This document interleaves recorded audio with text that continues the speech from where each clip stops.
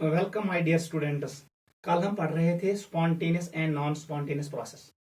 Spontaneous process is a that process which proceed at its own without use of external agent is known as spontaneous process. वो process जो खुद ब खुद होती है, हमें कोई एक्सटर्नल एजेंट की जरूरत नहीं पड़ती है, उस प्रोसेस का नाम है स्पॉन्टेनियस प्रोसेस। एग्जाम्पल ऐसे हम देंगे, पानी का फ्लो होना from higher altitude to lower altitude.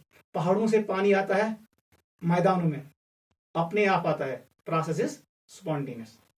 ऐसे मैंने आपको कहा, when a process does not occur at its own but it occurs when external agent is used, the process is known as non spontaneous process. वो process जो खुद ब खुद नहीं होती है, लेकिन उसके होने के लिए हमें एक्सटर्नल एजेंट की जरूरत पड़ती है, that process is known as non spontaneous process. आपके लिए एग्जांपल मैं ऐसे देता हूं, पानी को मैदानों से पहाड़ों पर ले जाना, वो खुद ब खुद नहीं जाएगा, वहां पर हमें मोटर की जरूरत पड़ती है, वो प्रोसेस नॉन स्पॉन्टेनियस है। ठीक है। उसके बाद हमने डिस्कस किया cause of spontaneous process. Spontaneous process के पीछे कौन सा काज है, हमने दो सिलेक्ट किए थे, एक एंथैल्पी क्राइटेरिया, दूसरा एंट्रोपी क्राइटेरिया। एंथैल्पी क्राइटेरिया में हमने ये कहा, हर कोई प्रोसेस जो स्पॉन्टेनियस है उसमें एंथैल्पी कंटेंट कम होना चाहिए, डिक्रीज होना चाहिए एंथैल्पी में। हमने देखा कुछ रिएक्शन में ये हुआ, लेकिन कुछ रिएक्शन में एंथैल्पी कम नहीं हुआ, फिर भी वो स्पॉन्टेनियस थे। इसलिए enthalpy is not overall criteria for spontaneity, enthalpy he decide नहीं करेगा। फिर हमने एक और टर्म, थर्मोडायनेमिक टर्म इंट्रोड्यूस की, उसका नाम था एंट्रोपी, जो क्लैसिस ने दिया, एक साइंटिस्ट था क्लैसिस, उसी ने ये इंट्रोड्यूस किया। मैंने आपको एक्सप्लेन किया, entropy is measure of degree of randomness and disorder in system, उसको हमने इन डिटेल पढ़ा। एंट्रोपी गैस की ज्यादा होती है देन लिक्विड, लिक्विड की ज्यादा होती है देन सॉलिड, सॉलिड में एमॉर्फस सॉलिड की एंट्रोपी ज्यादा होती है देन क्रिस्टलाइन सॉलिड, वो मैंने आपको कल पढ़ाया। फिर मैंने एंट्रोपी के इक्वेशन भी डिराइव किए फॉर आइडियल गैस के लिए। फिर मैंने आपको कहा एंट्रोपी फॉर आइसोथर्मल प्रोसेस क्या होगी, एडियाबैटिक के लिए क्या होगी, आइसोकोरिक के लिए क्या होगी और आइसोबारिक के लिए क्या होगी, वो हमने कल डिस्कस किया। उसके बाद हमने ऐसा कहा, अगर हमें डिसाइड करना है on the basis of entropy process spontaneous है कि नॉन स्पॉन्टेनियस, तो हमें सेकंड लॉ ऑफ थर्मोडायनेमिक्स को यूज करना पड़ेगा। सेकंड लॉ ऑफ थर्मोडायनेमिक्स कहता है total entropy, that is entropy of universe which is equal to sum of entropy of system and surroundings should be greater than zero for a process to be spontaneous। अगर total entropy, जिसको हमने कहा entropy of universe, is equal to zero, it is equal to zero, process will be at equilibrium, ये process reversible होगी। और अगर del S total का value less than zero आ गया, process will be non spontaneous. हम यहां पर पहुंचे, एंट्रोपी से हम कैसे डिसाइड करेंगे प्रोसेस स्पॉन्टेनियस है कि नॉन स्पॉन्टेनियस। हमने आपको ये कहा डेल्टा एस यूनिवर्स, इसको हम ये भी लिख सकते हैं डेल्टा एस टोटल, ये होता है sum of delta S system and surroundings. अगर ये ग्रेटर देन जीरो है, process will be spontaneous. If equal to zero then equilibrium, अगर डेल एस यूनिवर्स का वैल्यू लेस देन जीरो है तो process will be non spontaneous. यही equation represent करता है सेकंड लॉ ऑफ थर्मोडायनेमिक्स को, it represents second law of thermodynamics, thermodynamics. फिर मैंने आपको एक्सप्लेन किया, in every spontaneous process entropy of universe always increase, total energy of universe remain constant but entropy always increases.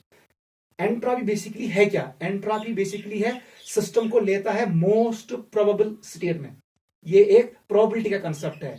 एक scientist था Boltzmann, उसने कहा basically entropy is equal to K ln W, where W is probability, K is Boltzmann constant, entropy actually ये equation है। ये higher concept है, हमें नहीं पढ़ना है। Nature always tries to move system towards most probable state. Most probable state वो होती है जहां डिसऑर्डर ज्यादा होता है। ठीक है, आपके पास बहुत सारे एग्जांपल्स है। अगर हम घर में झाड़ू नहीं लगाएंगे 4-5 दिन, खुद देखो घर की हालत कैसी होगी, वहां पर एंट्रोपी बढ़ेगी। ये नेचुरल फिनोमिना है, अपने आप हो जाएगा, आपको करने की कोई जरूरत नहीं है, because random states are most probable states. ठीक है, एंट्रोपी जिस प्रोसेस में बढ़ेगी वो प्रोसेस स्पॉन्टेनियस होगी, वो खुद ब खुद होगी। स्पॉन्टेनियस प्रोसेस आर इरिवर्सिबल, वो अपने आप वापस नहीं आएंगे। ये मैंने आपको एक्सप्लेन किया।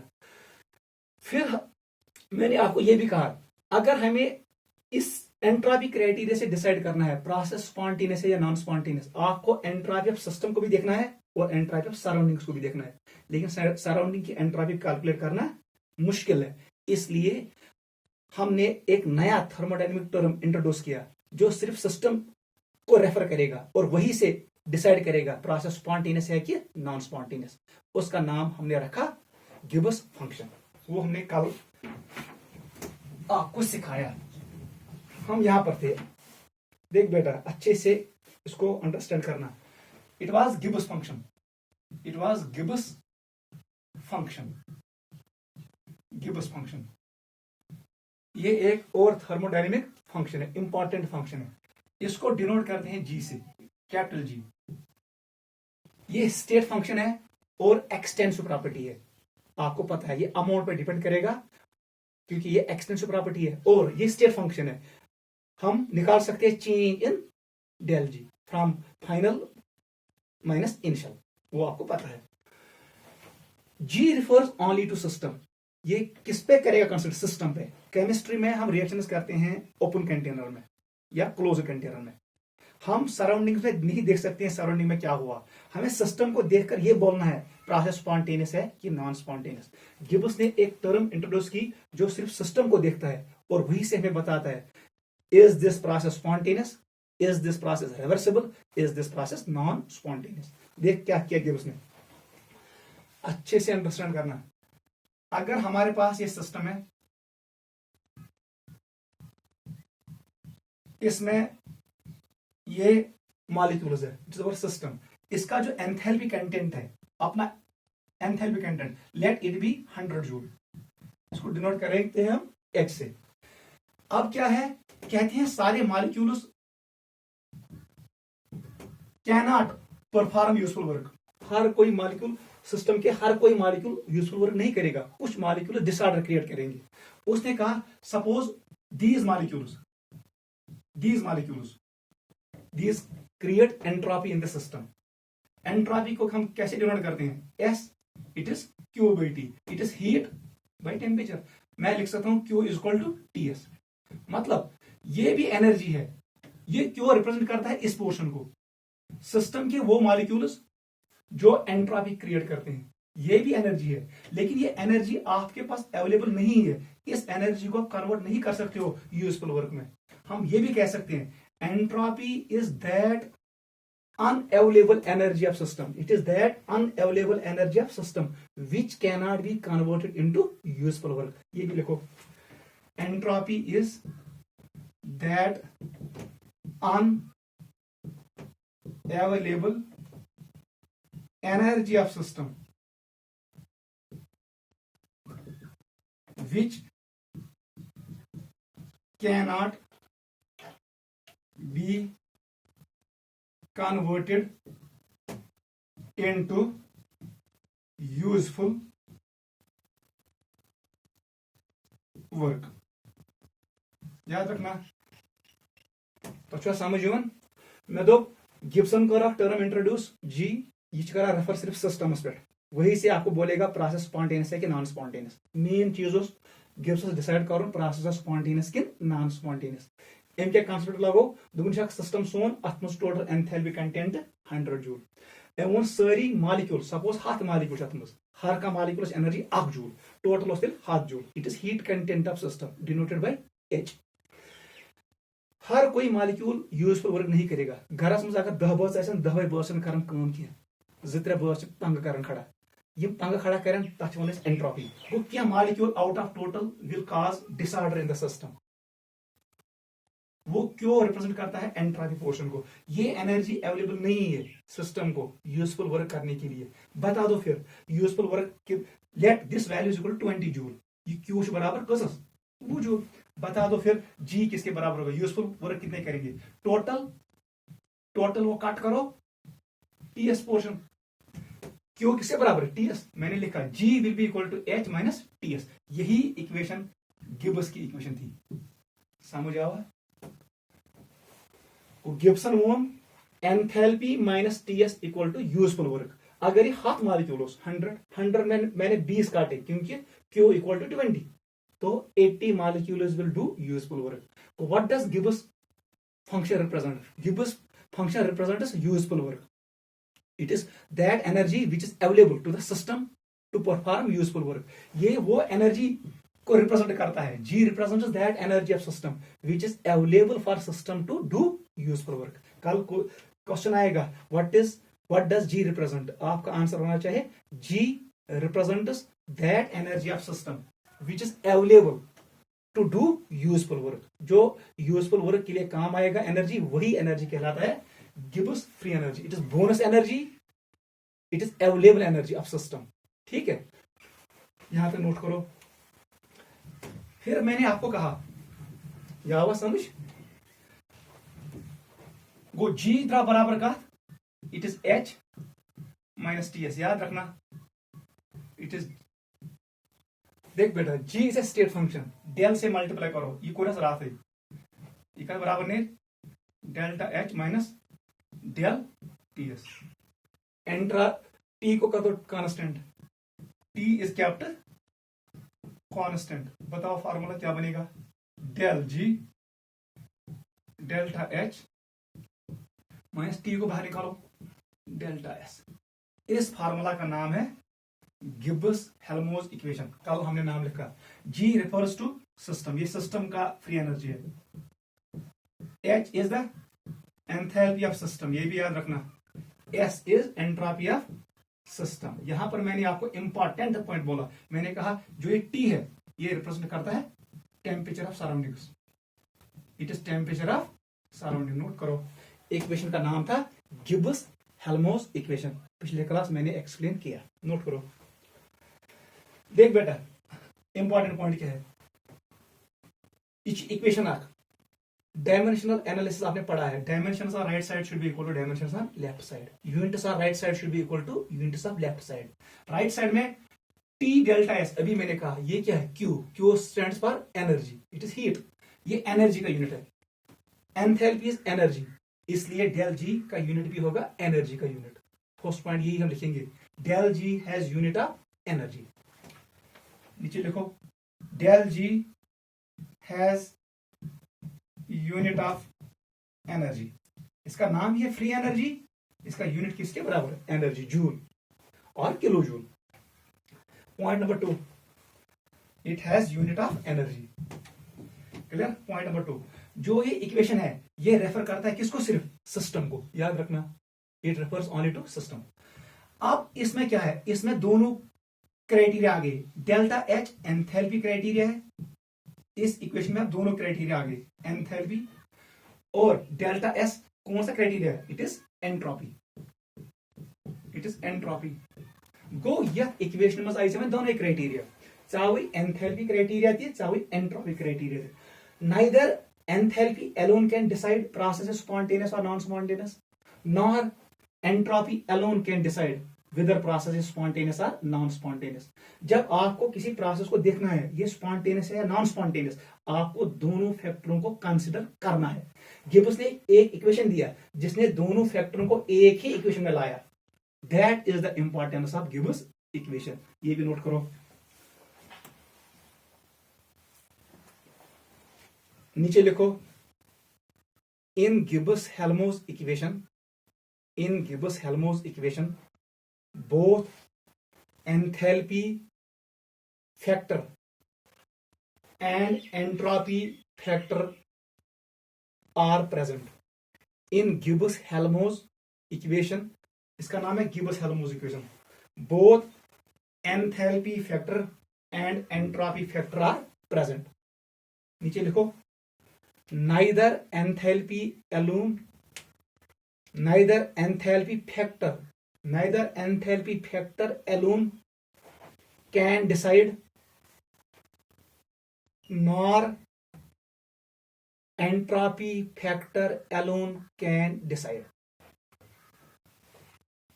neither enthalpy factor alone can decide, nor entropy factor alone can decide whether process is spontaneous or non-spontaneous. Whether process is spontaneous or non-spontaneous or equilibrium process.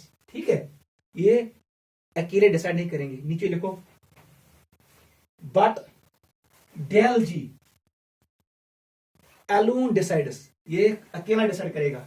But del G system, but del G system लिखना, but del G system alone can decide about feasibility of process. Feasibility, feasibility.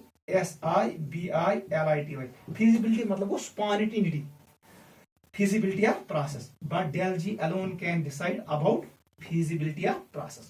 मतलब process छा spontaneous, छा non spontaneous, कि नहीं ये reversible, that is equilibrium. Clear छा? नीचे लिखो, always consider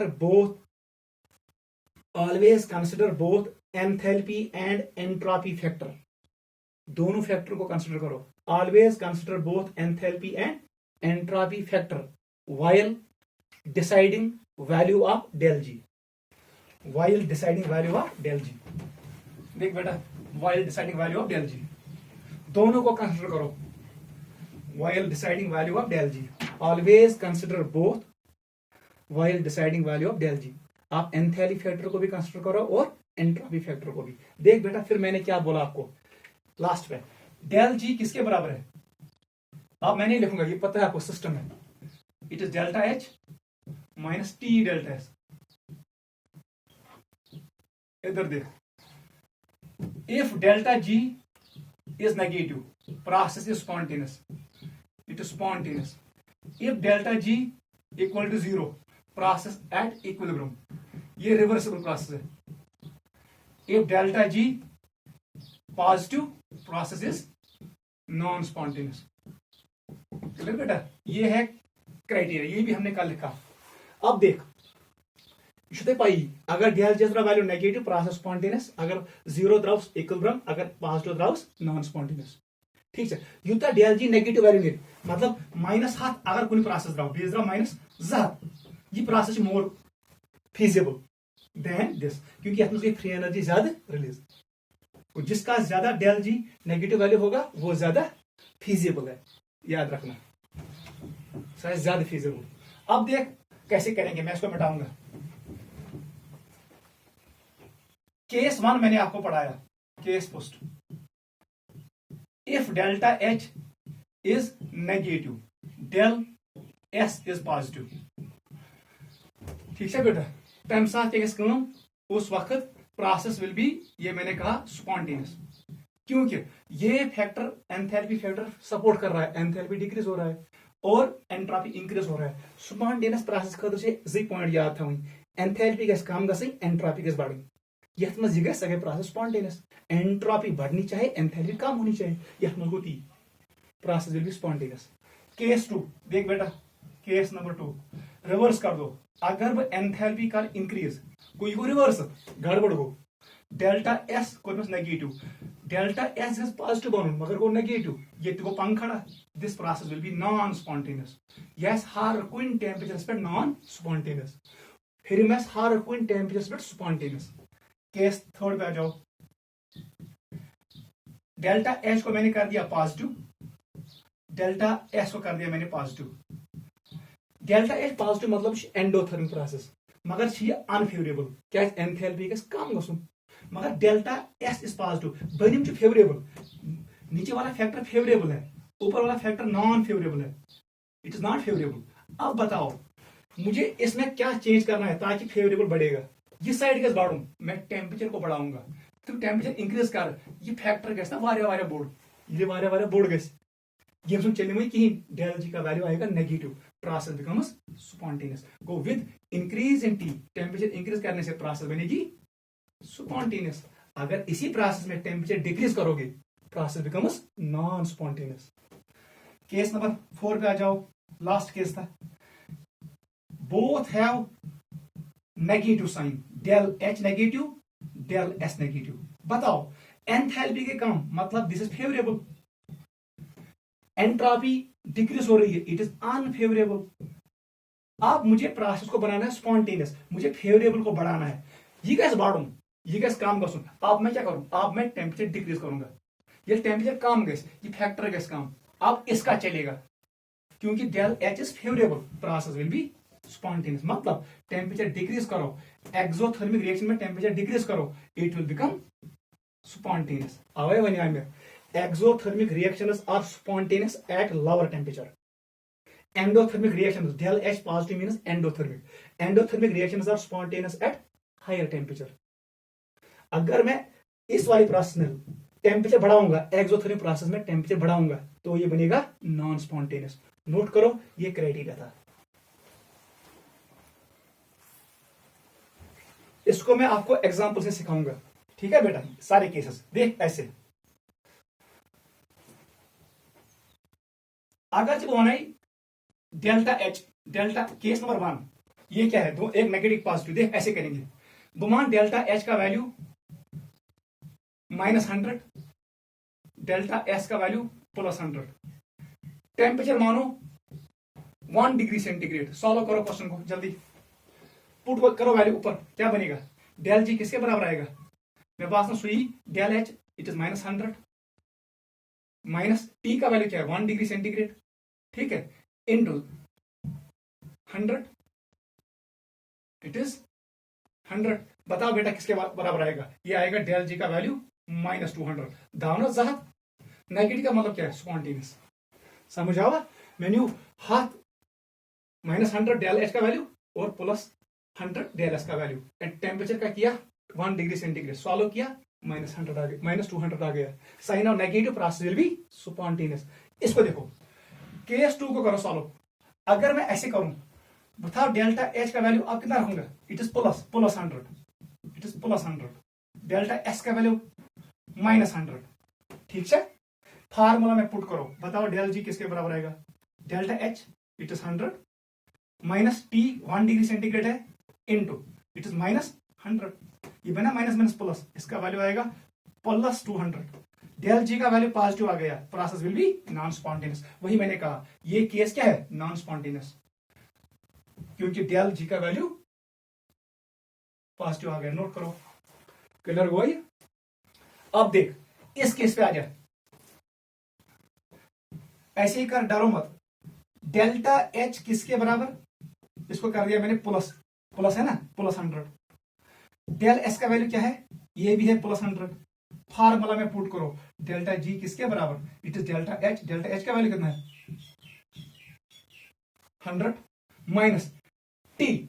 मैंने कहा इसको बनाना है स्पॉन्टेनियस, टेम्परेचर को बढ़ाओ। क्या था पहले, 8 डिग्री सेंटीग्रेड, वो आना ये 1.5 डिग्री 1.5 इनटू, बताओ क्या है 100।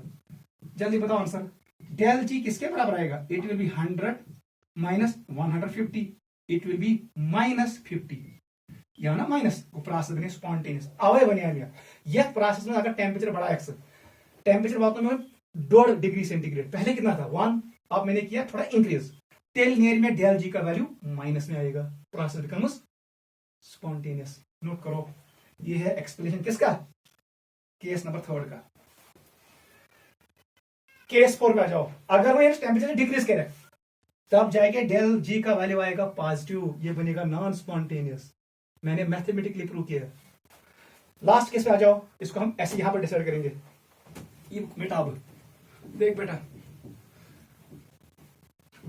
केस नंबर 4 है ये। आपको क्या लेना है, डेल एच का वैल्यू लेना है, आपको लेना है माइनस में, -100, डेल एस का वैल्यू -100। बताओ डेल जी -100, टी को कर दो डिक्रीज, टी को करो decrease, let it be 0.5 equal to कम हुई, क्योंकि प्रोसेस को मुझे बनाना है स्पॉन्टेनियस, इनटू बताओ क्या है इसका वैल्यू, टी का एस का -100। बताओ बेटा कितना आएगा, ये ना डेल जी बराबर -1/2 इट इज +5, इसका वैल्यू आएगा -50 को। जब मैंने टेम्परेचर डिक्रीज किया process become spontaneous. Exothermic reaction में जब टेम्परेचर डिक्रीज करोगे तब जाके डेल जी का वैल्यू आएगा नेगेटिव। अगर आपने टेम्परेचर बढ़ाया तो ये नेगेटिव नहीं आएगा, नोट करो, इंपॉर्टेंट है।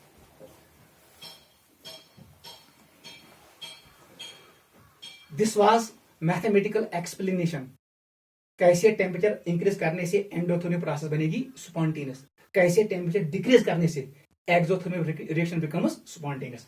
लास्ट टॉपिक का नाम डालो, relationship of del G with equilibrium constant. जो ये केस है ना, ये है किसके लिए? इररिवर्सिबल प्रोसेस के लिए, स्पॉन्टेनिटी के लिए। अब हमारे पास है रिवर्सिबल प्रोसेस। देख लास्ट, ये भी आसान है। Del G versus K equilibrium constant, ठीक है बेटा। डेल जी बेसिकली है डेल जी स्टैंडर्ड। रिएक्शन आगे A plus B gives C plus D. ये रिवर्सिबल प्रोसेस है, ये फॉरवर्ड जाती है, मतलब फॉरवर्ड रिएक्शन में इसका डेल जी डिक्रीज होता है, वो स्पॉन्टेनियस है। लेकिन बैकवर्ड भी स्पॉन्टेनियस है, ये भी जा रहा है। क्वेश्चन अराइज हुआ, ये कैसे पॉसिबल है? फॉरवर्ड स्टेप के लिए भी डेल जी नेगेटिव है, रिवर्स स्टेप के लिए भी डेल जी नेगेटिव है, क्योंकि फॉरवर्ड स्टेप भी खुद हो रहा है, अपने आप हो रहा है, स्पॉन्टेनियस है, डेल जी नेगेटिव होगा। बैकवर्ड स्टेप भी खुद हो रहा है, अपने आप हो रहा है, del G will be negative. इसलिए यहां पर इन्होंने कहा, साइंटिस्ट ने कहा इस प्रोसेस में डेल जी डिक्रीज हो रहा है।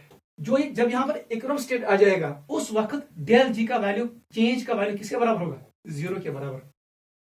किसके बराबर? It should be equal to zero, minimum होना चाहिए, ठीक है।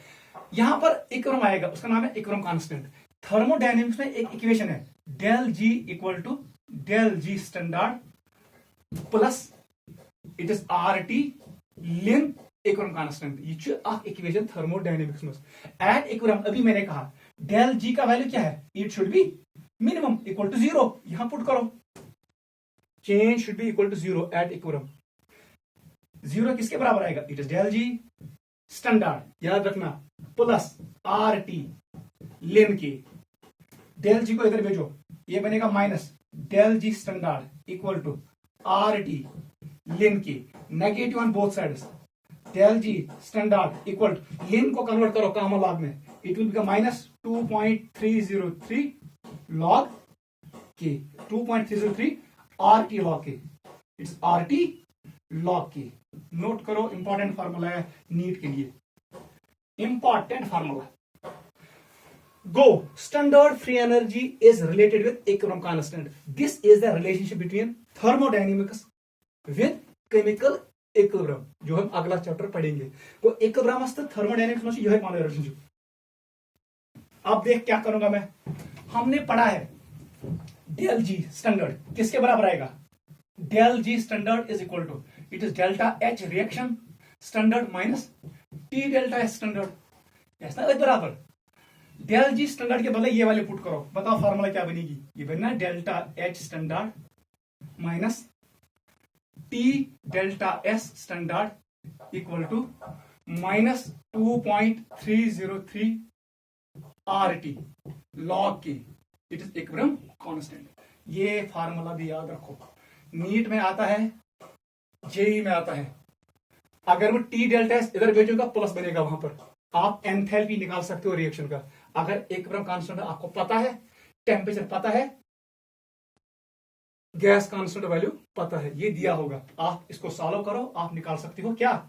Standard enthalpy of reaction. यहां पर एक इंपॉर्टेंट पॉइंट याद रखना, यू गॉट क्लियर सरनी? This is the relationship between free energy with equilibrium constant. This is relationship of entropy enthalpy standard with equilibrium constant. ये इक्वेशन मैंने यहां से बनाई, आप एक याद रखो, क्लियर है बेटा? अब देख लास्ट पॉइंट,